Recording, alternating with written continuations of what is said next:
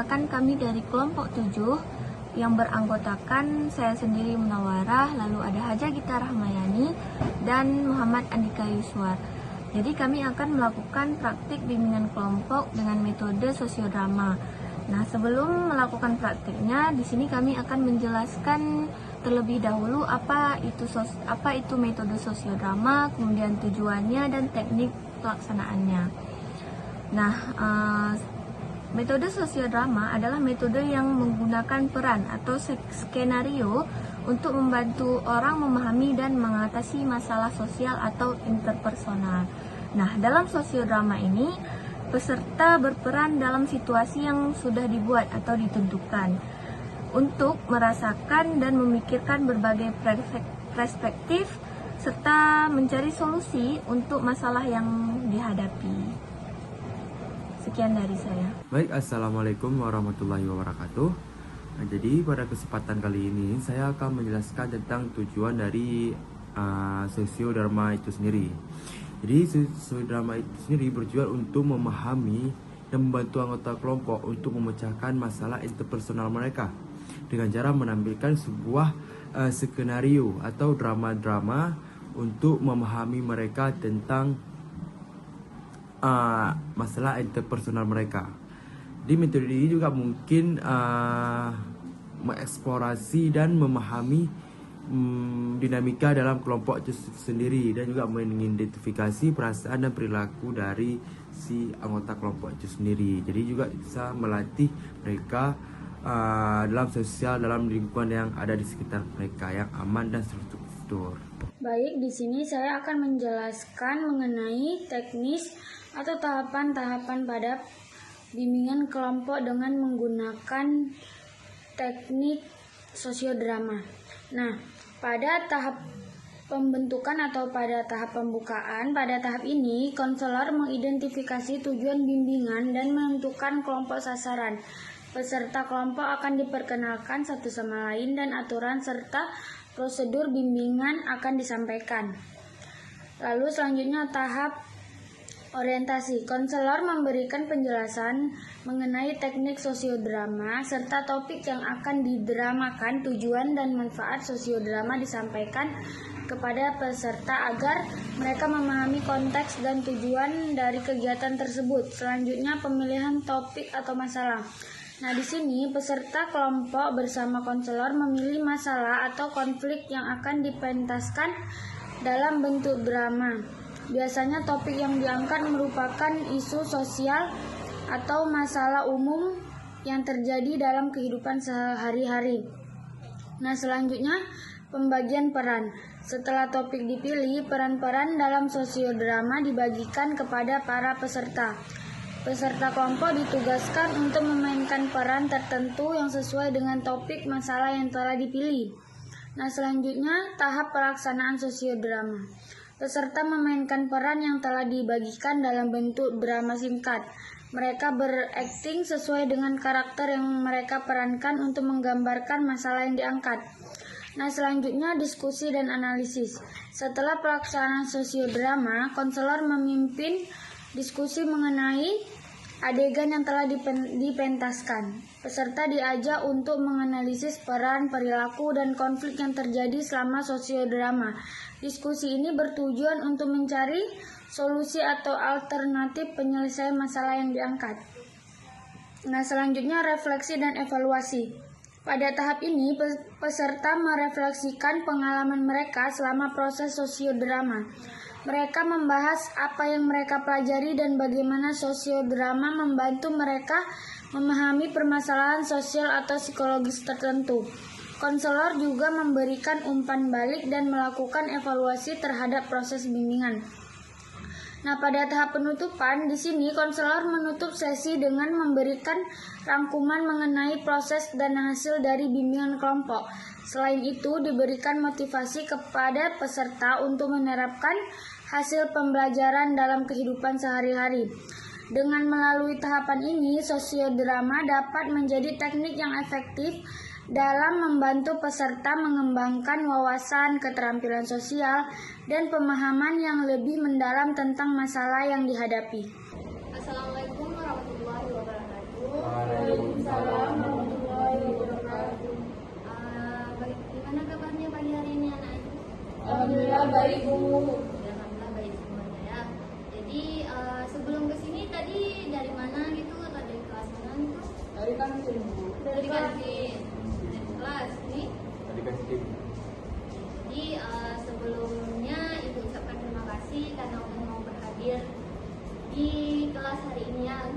Jadi sebelum kita mulai nih kegiatan kita hari ini, ada baiknya kita mulai dengan membaca doa. Jadi kita baca doa masing-masing ya. Baca doa dimulai. Selesai. Oh ya, sebelumnya kan kita belum kenal ya. Atau mungkin ada yang dari kalian ada yang kenal Ibu gitu? Belum, Bu. Belum gitu. Oke. Jadi karena apa ya, biar kita kegiatan kita nanti jalan lancar kan bagusnya kita saling berkenalan. Nah, jadi Ibu mulai dari Ibu dulu ya. Jadi perkenalkan, nama Ibu Maura, Ibu konseling di sekolah ini. Nah, jadi Ibu mau kalian memperkenalkan diri, coba dari yang sebelah sini.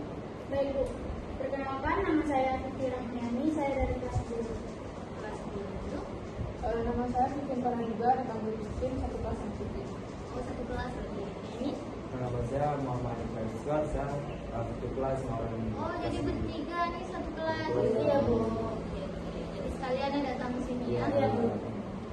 Jadi kita kan apa ya, ngelakuin dengan konseling nih. Tapi dalam konteks bimbingan kelompok. Nah, sebelumnya ada yang tahu nggak bimbingan kelompok itu apa? Tahu. Belum tahu, Bu. Jadi bimbingan kelompok itu adalah sekelompok orang seperti kita itu nanti sama-sama berdiskusi, membahas masalah yang ingin anak-anak itu sampaikan. Jadi sama-sama mencari solusi dari masalah tersebut. Nah, tujuannya itu apa? Jadi anak-anak itu kan dapat memahami gimana sih apa namanya solusi dari masalah ini, atau nanti kan anak-anak itu kan mengutarakan pendapat. Nah, di sini kan juga anak-anak ini berarti berani ya untuk berpendapat. Jadi dalam kegiatan nanti ada beberapa asas yang akan kita terapkan. Yang pertama itu asas kerahasiaan. Nah, asas kerahasiaan itu jadi apa yang kita bicarakan, apa yang kita diskusikan, apa yang kita bahas nanti itu akan secara rahasia lah. Jadi tidak akan diketahui oleh orang lain. Nah, selanjutnya ada asas keterbukaan. Jadi ibu di sini mau anak-anak ibu secara terbuka mengutarakan pendapat atau nanti secara apa namanya, secara terang-terangan. Pokoknya tidak ada yang ditutup. Selanjutnya ada asas sukarelaan. Jadi kan anak ibu di sini datang secara sukarela kan untuk mengikuti kegiatan bimbingan hari itu. Ya, Bu. Ya, Bu. Nah, sampai sini anak-anak itu paham apa yang dijelaskan? Paham, Bu. Ada yang ingin bertanya? Oke, Christine. Bu, nanti kalau misalnya dalam sesi konseling Ibu kamar mandi boleh, Bu? Boleh, tapi nanti biar tidak mengganggu selama kita berdiskusi, sebaiknya angkat tangan terlebih dahulu ya. Yang lain? Nggak ada, Bu. Tidak ada. Jadi kan di sini kita akan melakukan bimbingan kelompok dengan teknik sosial drama. Sebelumnya ada yang tahu nggak sosial drama itu? Sisi drama itu drama ya. Kayak di film-film itu ya, Bu? Ya, Bu. Kayak artis tuh, Bu. Ya, sebenarnya udah betul yang anak-anak ibu bilang. Cuma di sini ibu akan menambahkan penjelasan ya. Jadi nanti selama kita apa namanya, kita kan udah menentukan misal ada topik yang akan kita bahas di sini. Nah, nanti cara penyelesaiannya itu kita melakukan drama. Jadi nanti anak-anak ibu berperan saling, nanti ibu membagi peran kalian dan kalian berperan sesuai dengan yang ibu instruksikan. Ada naskahnya ya, Bu? Ya. Ada yang ingin bertanya? Enggak ada. Berarti sudah paham ya? Sudah, Bu.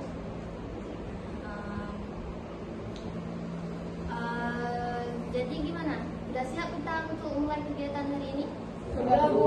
Oke, karena sudah siap, jadi di sini ibu ingin mengatakan nanti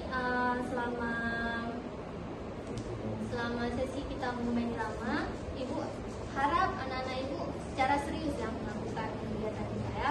Iya. Ibu, ini ada waktunya nggak Bu? Karena kan nanti kami ada kelas Bu. Oh ya ada, nanti kan kita akan melakukan bimbingan kelompok ini selama kurang lebih 10 menit lah. Ayo. Tapi ibu lihat ini kayak kurang semangat ya anak-anak ibu. Gimana kalau ibu di sini mau melatih konsentrasi kalian ya? Ibu mau lihat kalian semua jauh fokus kalian. Oke? Boleh. Jadi permainan kita hari ini nanti sebenarnya anak-anak ibu sudah secara umum dengan permainan ini sudah biasa lah. Cuma ibu di sini kan melatih fokus kalian. Ya Bu.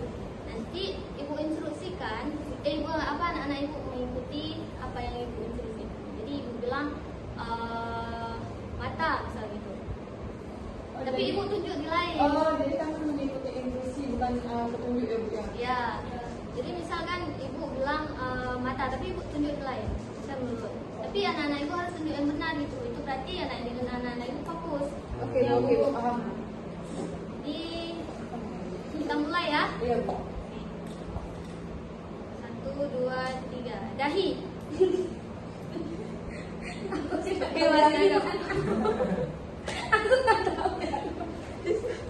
Ulang Bu, ready Bu. Ulang ya. Ibu mulai ya. Iya Bu. 1, 2, 3. Hidung. Ada yang masih terlambat. Ulang lagi ya. Iya Bu. Alis. Oke, lagi. Sekali lagi. Mulut.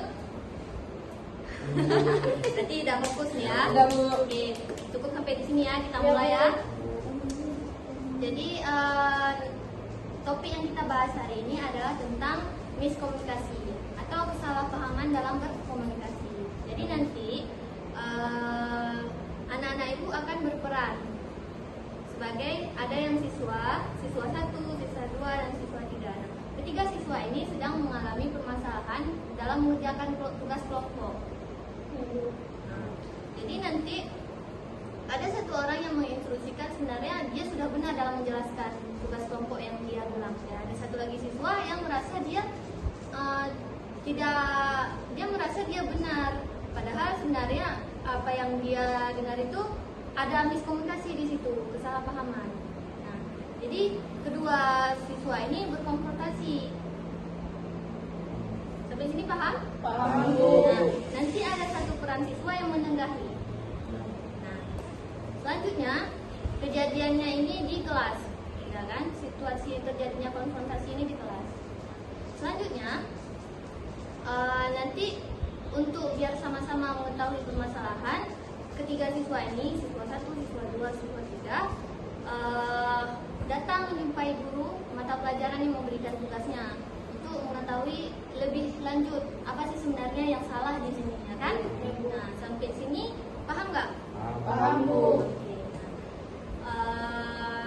Karena udah paham dan ibu akan bagi teksnya juga, kita akan mulai ya. Iya Bu. Bu, untuk Oh, ya. apa yang menjadi siswa 1, siswa 2? Siswa satunya Vivi. Sebenarnya kan kalau dalam teksnya siswa 1, siswa 2, siswa 3. Jadi kita kasih nama. Jadi siswa satunya Vivi, siswa 2-nya Vivin, siswa 3-nya Andika. Nah, nanti ada di teks. Jadi anak-anak ibu bisa melihat perannya masing-masing. Iya Bu. Paham kan sampai sini? Paham Bu. Mari kita mulai ya. Iya Bu.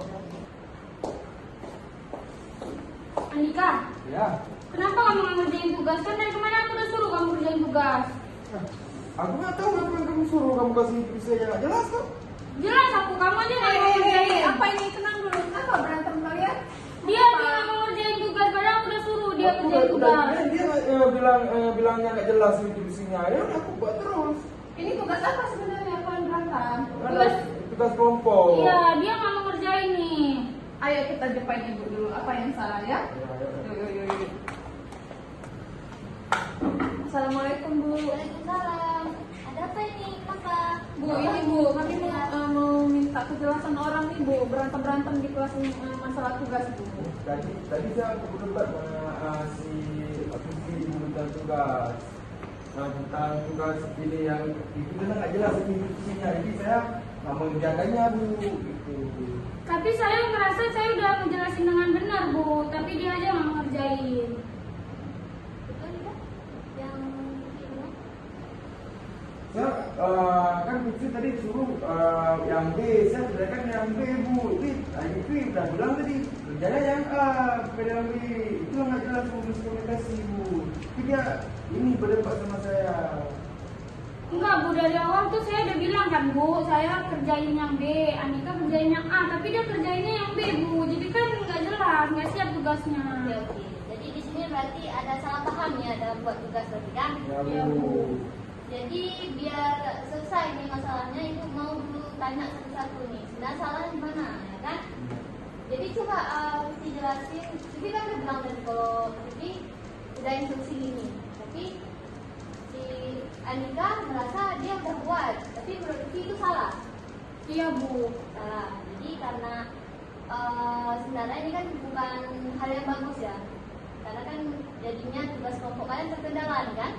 Belum selesai jadinya nih kan? Nah, jadi ibu mau di sini coba dulu saling berdiskusi kembali gitu. Gimana sih seharusnya kalian buat tugas? Wah, jadi gimana? Kemarin kan Bu kita dikasih tugas. Terus saya udah jelasin kalau Andika tuh bagian A, saya bagian B, tapi Andika kerjainnya bagian B, kayak gitu Bu. Tapi mungkin Andika salah dengar kayak gitu Bu. Jadi dia ngerjainnya yang B. Ya, Yang saya pikir saya buat yang bagian B Bu. Ternyata saya buat di bagian A, itu mungkin karena saya tidak memahami itu. Jadi yang belum buat ini bagian B. Iya Bu. Jadi coba ini kan yang belum selesai bagian B aja. Nah biar kita biar nggak ada miskomunikasi lagi. Sekarang nih lanjutin buat aja yang bersama-sama gitu. Oke? Iya Bu. Coba di sini udah paham nih sampai sini kan? Paham Bu. Kasih ya Bu. Makasih ya Bu. Ya, Makasih ya Bu. ya.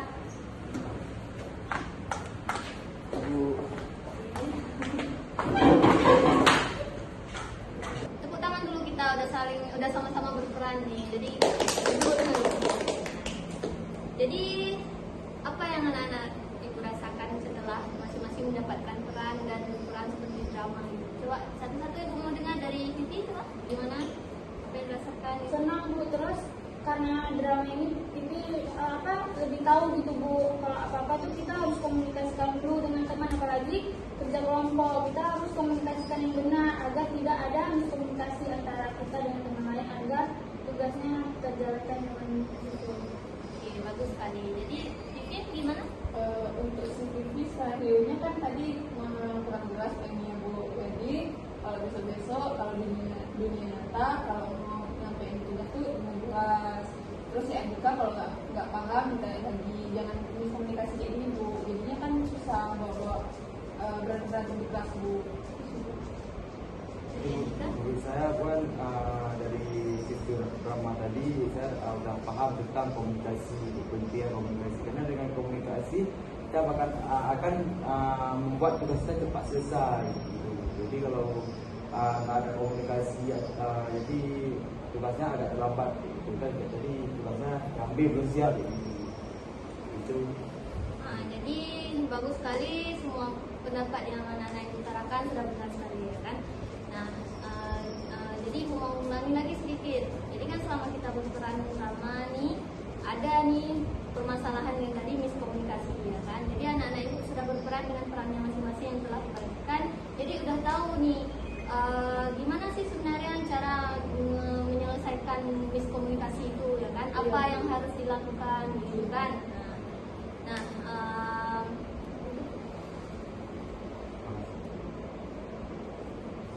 jadi Kan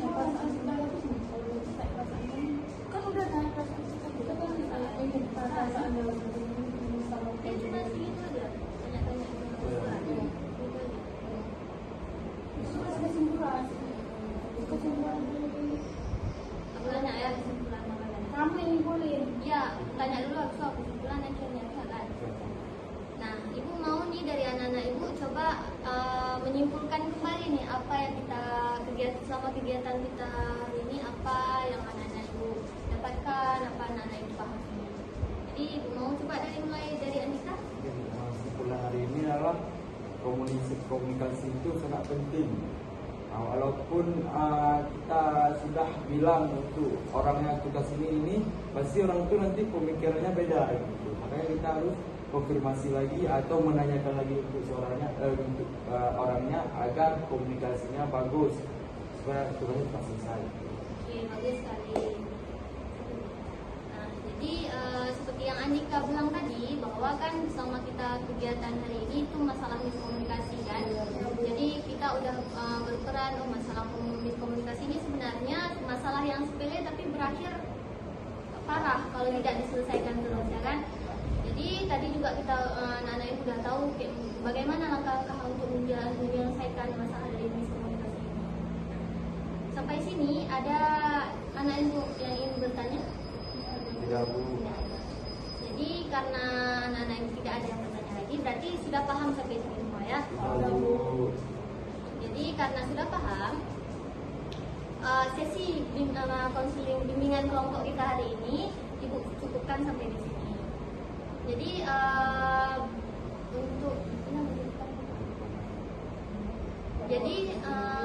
karena waktu sudah habis, Ibu cukupkan sampai di sini. Nah, untuk sesi selanjutnya itu bisa kita lakukan di hari yang sama, di jam sama. Boleh. Jadi udah sepakat ya? Iya. Jadi sebelum Ibu menutup, Ibu ingin mengucapkan banyak terima kasih karena sudah hadir, sudah mau berperan juga kan, sudah mau kita tadi udah saling berperan dalam drama. Ibu akhiri bimbingan kelompok kita hari ini. Assalamualaikum warahmatullahi wabarakatuh. Waalaikumsalam warahmatullahi wabarakatuh. Terima kasih Bu. Sama-sama.